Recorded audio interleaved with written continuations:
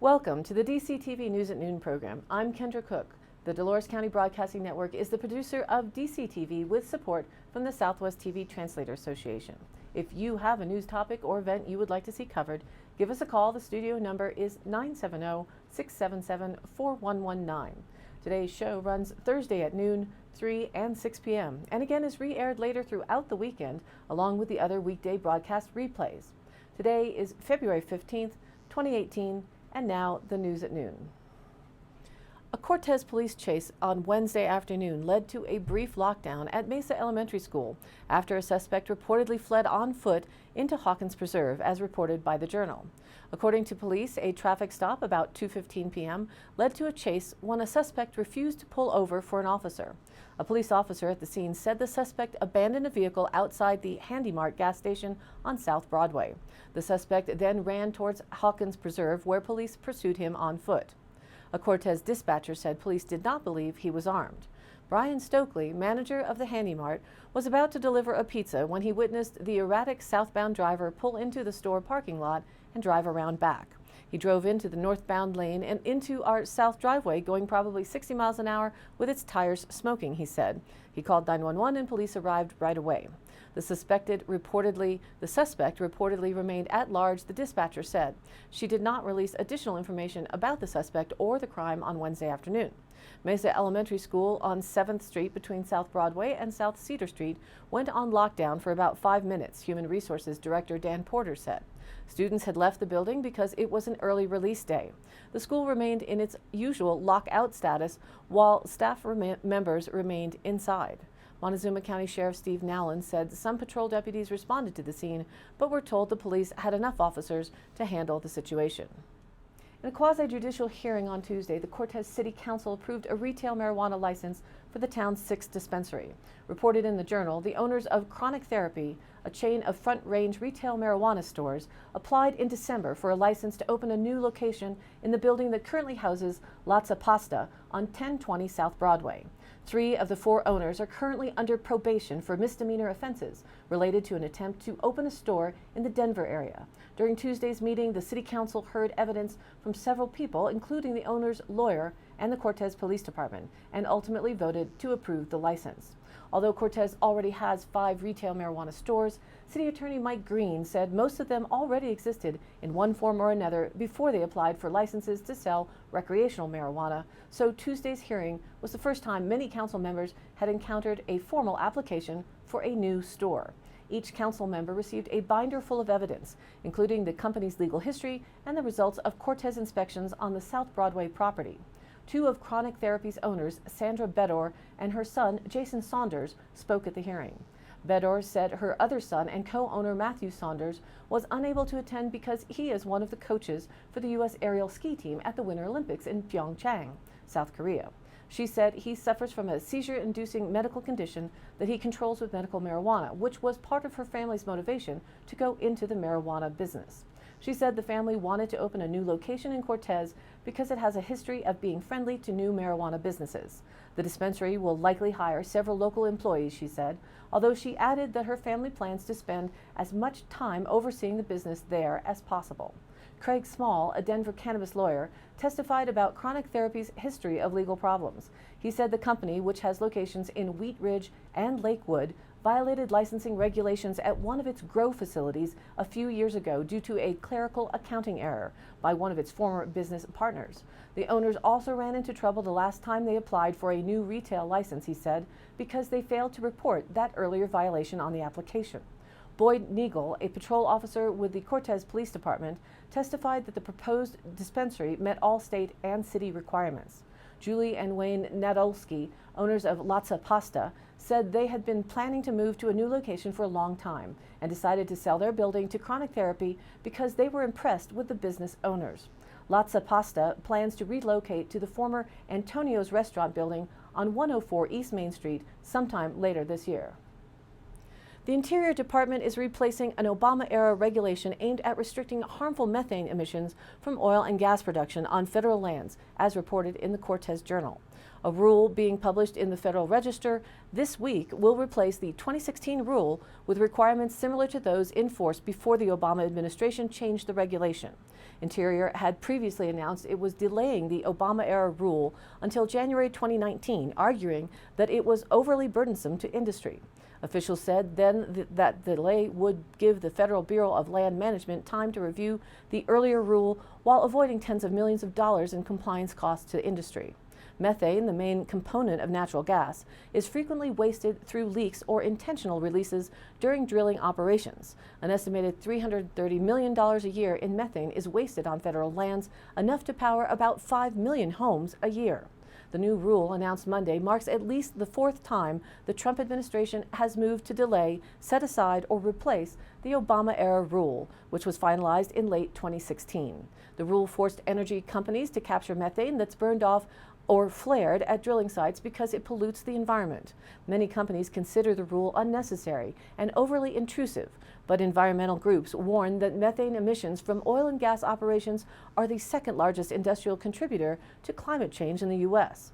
Methane is far more potent at trapping heat than carbon dioxide, but does not stay in the air as long. Methane pollution also poses a risk to public health, especially to those who suffer from asthma or other breathing difficulties. The new rule comes after a federal judge rejected a bid by the Trump administration to roll back the rule last fall. Republican-controlled Senate upheld the Obama rule last May in a vote that surprised and angered many conservatives and delighted environmentalists. The rule announced Monday is intended to be a permanent replacement for the Obama rule. The public has 60 days to comment, with a final rule expected later this year. And now, let's take a look at our weather. Here's our national weather forecast map from NOAA. The highlights across the U.S. include anticipation for heavy rainfall, which could bring flooding to parts of the Ohio Valley and Northeast. Warm temperatures are expected across the eastern U.S. before a strong cold front sweeps in eastward. And beneficial rain and snow is on tap for parts of the west, which really need it. Warm, moist air will lift through the southern plains and the mid-Atlantic region over the next few days, aiding in the development of showers and thunderstorms along a cold front. Temperatures will be well above normal across much of the south, with afternoon highs averaging 20 to 30 degrees warmer than normal, giving them a false sense of early spring. Storms will be capable of producing heavy rainfall in the region. Then the front is forecast to continue moving south and east through the mid-Atlantic, Ohio-Tennessee valleys, lower Mississippi Valley, and the southern plains by late Friday. A swath of scattered rainfall will span from southern New Mexico to the Chesapeake Bay. The Appalachian spine of western Pennsylvania and West Virginia could accumulate 1 to 3 inches by early Sunday morning. Strong high pressure will move into the northern and central plains in the wake of the cold front, allowing cold air to settle in there. With our recent new normal of extremes as the mean, high temperatures there will be up to 30 degrees below normal. Then by Friday, temperatures behind the front will be near normal throughout the Mississippi Valley and southern plains. The Pacific Northwest and portions of the desert Southwest will be in an active wet pattern throughout the weekend. Rain and mountain snow is predicted across the region. In general, accumulations are expected to be on the lighter side. However, given that moderate to severe drought is present in the Southwest and parts of the central Great Basin, the rainfall and higher elevation snow should alleviate those conditions. Regionally, there is yet another hazardous weather outlook activated, as snow will continue to fall over the mountains today and some valleys, bringing accumulating snowfall for much of the region. Several winter storm warnings and advisories remain in effect to account for this snowfall. These highlights will continue through midnight tonight. Remaining areas will see occasional showers and plenty of clouds. Clouds will lift towards the afternoon to evening hours. A few showers will persist over the northern mountains Friday, but most areas will be dry, with some sunshine moving in. The next chance for significant precipitation will be on Monday. And the local 5-day forecast from DCTV and the National Weather Service says today continued scattered snow showers before 10 a.m. this morning, followed by scattered rain and snow showers between 10 and 11 if you're lucky, and then scattered rain showers after 11 a.m.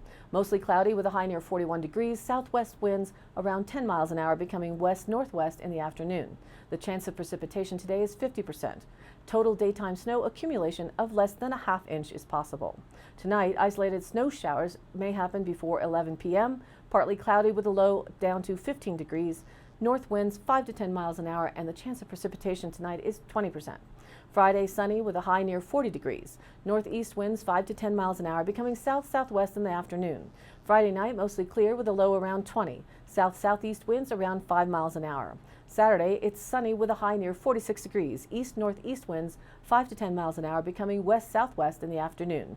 Then Saturday night, mostly clear with a low around 26. Sunday, it is sunny with a high near 51 degrees. Sunday night, partly cloudy with a low down to 30. And Monday, a holiday for some, now is showing potential for precipitation for our area with a slight chance of snow showers after 11 a.m. Mostly sunny, however, with a high near 44 degrees and breezy. And then Monday night, mostly cloudy with a low around 21 degrees. Tuesday, we're looking for partly sunny with a high near 38. And Tuesday night, mostly cloudy with a low down to 19 degrees. And now, back to the news. EPA and mine waste spill back in the news from the Durango Herald. The Environmental Protection Agency is expected to release a plan this spring that will detail cleanup projects the agency hopes to complete in the next 3 to 4 years at the Superfund site north of Silverton. At a briefing for La Plata County Commissioners, EPA staff said the past few years of gathering data has put the agency in a position where it can release a record of decision for the planned projects in the coming months. The Bonita Peak Mining District Superfund site is comprised of 48 mining-related sites around Silverton, identified as major contributors to contamination and degrading water quality in the Animas River. The Superfund site was declared in the fall of 2016, a year after the EPA accidentally caused a mine blowout at the Gold King mine, which released 3 million gallons of mine wastewater into the Animas and San Juan rivers. Since the EPA has conducted extensive analysis through efforts such as water quality testing, groundwater monitoring, and placing gauges at bulkheads to better understand the highly mineralized basin. The EPA has also performed quick, easy fixes at mine sites where it makes sense, said Project Manager Rebecca Thomas. The upcoming plan will continue those efforts while additional analysis is ongoing. Cleanup projects will likely include creating diversions so that water avoids running into contamination sites, moving waste rock that comes into contact with surface water, or mucking out retention ponds intended to reduce metal loading. While that work is being performed, the EPA and other agencies will continue analysis of the basin. Thomas said studies on ecological and aquatic risk of contamination from mine pollution should be released this spring as well. A temporary water treatment plant built in the days after the 2015 spill continues to treat mine waste discharges out of the Gold King mine, which is still releasing about 600 gallons per minute of metal-laden wastewater. The agency has considered treating other mine waste from the American Tunnel, Red and Bonita Mine, and Mogul Mine, which passes by the water treatment plant, though no official decision has been made on that matter. The sludge byproduct from treating the mine waste out of the Gold King continues to pose a problem for the EPA as the agency runs out of room for storage of the waste at the site. Thomas said the agency is in negotiations with several private property owners. If no solution is found fairly soon, she said the agency may be forced to transport the sludge to a landfill, which would be expensive. As we live in an oil and gas resource hotspot, here's another story on the rules and regulations that continually seem to be changing. This is a photo for the Firestone explosion photo, credit to AP. Reported in the Durango Herald, Colorado regulators approved new rules for thousands of oil and gas pipelines Tuesday, 10 months after investigators blamed a leaking pipeline for a fatal gas explosion. The regulations set requirements for installing, testing, and shutting down flow lines, which carry oil and gas from wells to nearby equipment. They also require energy companies to report the locations of many pipelines to regulators. These are the most comprehensive rules addressing flow lines in the country, said Howard Boyan, a member of the Colorado Oil and Gas Conservation Commission, which approved the rules on a unanimous vote. The rules are intended to prevent a repeat of the April 17th explosion that killed 2 people, injured a third, and destroyed a house in the town of Firestone, about 30 miles north of Denver. Investigators said the explosion was caused by odorless, unrefined natural gas from a severed flow line. The line was believed to be abandoned, but was still connected to an operating well with the valve turned to the open position, investigators said. The flow line was severed about 10 feet or 3 meters from the house, and gas seeped into the home's basement. Investigators continued to look at the well, as the well and pipeline were in place several years before the house was built. Colorado has nearly 129,000 flow lines within about 1,000 feet of occupied buildings, according to energy company reports submitted to the state last year. The proximity of oil and gas wells to homes and schools is a contentious issue in Colorado, especially in the fast-growing Front Range urban corridor, which overlaps with an oil and gas field. Firestone is in the midst of the growth area. The new regulations say flow lines that are permanently taken out of service must be disconnected, drained, and sealed at both ends, and any above-ground portion must be removed. The rules also allow energy companies to simply remove the lines. The proposal also requires energy companies to provide information on the location of flow lines to call the 811 program, which marks the site of underground utilities at a property owner's request. That's meant to help homeowners and construction companies avoid inadvertently severing a line. The Montezuma School to Farm project is holding its second annual Grow a Row fundraiser, as reported in the Cortez Journal. The goal is 300 pumpkins of any variety. According to a news release, School to Farm is seeking gardeners and farmers to grow an extra row of pumpkins to be donated to its Fall Festival fundraiser. The pumpkins will be sold to support the organization's garden sites and education programs. With your help, last year's Grow a Row fundraiser was a success, Marissa Slouth, Kemper School Garden Coordinator, said in a news release. We are able to raise money to buy essential classroom and production supplies for our newest school garden site, Manaw Elementary. According to Sloth, the organization sold 100 pumpkins last year. To participate, email mstfpevents@gmail.com and let the organization know how many pumpkins the participant will grow for the project. Also include the participant's name, farm, and location in the email. This sounds like a wonderful project that perhaps other regions can use as an example. Loop's Coffee House and Bistro has opened in Dolores at 795 Railroad Avenue, reported by the Journal. Photo credit to Jim Miyagi. Owner Mark Looper took over the former Pony Espresso building and, along with his girlfriend Misty Henderson, remodeled it to make room for more tables.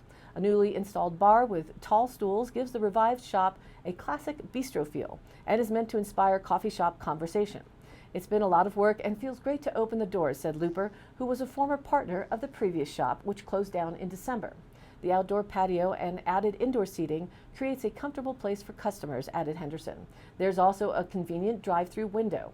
Loops serves every type of coffee drink you can imagine, plus breakfast burritos, cinnamon rolls, sandwiches, soups, salads, and smoothies. An expanded menu will be coming out in the summer that includes ice cream, burgers, barbecue, and regular specials. Owning a coffee shop has been my dream, Looper said. The community has been very supportive of my plan to reopen, and I'm looking forward to seeing all of my old customers and meeting new ones. Longtime barista Dakota Willis was hired back on, and additional staff will be brought in soon to handle the usual rush of regulars: Dolores campus students, snowbirds, skiers, cyclists, and tourists. I've missed Mark's coffee. I'm so glad he's back, said return regular Jason Sutherland. Looper learned the coffee trade in Europe, making hundreds of cappuccinos per day at a shop on the Rhine River, he said. When Europeans came in, they love making it in their style, extra strong, half and half instead of milk for cappuccinos. Loop's Coffee House is open from 6 a.m. to 4 p.m. Monday through Saturday and 7 a.m. to noon on Sunday. You can check out its Facebook page for specials and events. And today's High Canyon Country happenings, February 16th from 6 to 9 p.m. It's the well-publicized 13th annual Chili Supper and Pie Auction, hosted by the Louis Areola Community Center. Eat supper, buy a pie. It's $5 per person or $20 for 5. For more information, contact Chan at 970-560-4782 or Tracy at 970-882-4621.